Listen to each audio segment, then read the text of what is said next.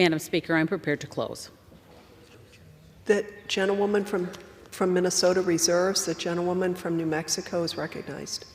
Madam Speaker, the natural resources bills that we are dealing with here today, as I pointed out, are a great gift to big mining corporations, or overturn decades of work by local organizations, by the public in these areas who want to see their lands protected. And what's interesting is Republicans are putting forward these bills even though the American public and their own constituents are not interested in seeing what they're doing. So while Republicans are helping out the big mining corporation friends, their constituents want the opposite. I'd like to submit into the record the article, I ask unanimous consent to submit into the record the article analysis. Public comments overwhelmingly support BLM public lands rule. Without objection. That analysis found that the Biden administration's public lands rule received 92% supportive public comments. 92% of the 150,000 Americans who commented on this rule agreed that the BLM is moving in the right direction by protecting our public lands. Many of them were farmers, ranchers, and stewards of the land. In fact, one farmer said to me, I recognize how important it is to allow our land to recover so that we can use it in the future for grazing. I'd also ask unanimous consent to submit into the record the following article, the 2023 Conservation in the West poll from Colorado College.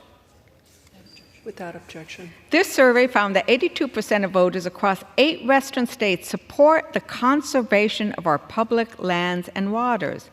Let's listen to the people on the ground.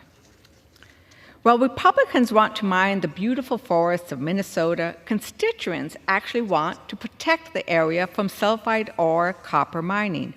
I request unanimous consent to submit into the record the article, The Campaign to Save the Boundary Waters 2022 Post-Election Poll. Without objection. The poll found over 70% of Minnesotans support proposed legislation to permanently protect the boundary waters from risks associated with the sulfide or copper mining.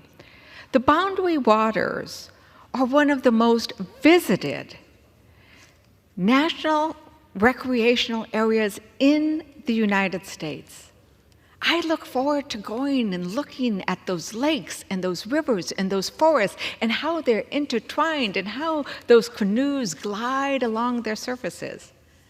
Minnesotans know what that beauty looks like, and they want to make sure that the mining that is proposed by the Trump administration, and I might remind people that the Trump administration overturned actions by Obama so they could give 2 leases to a Chilean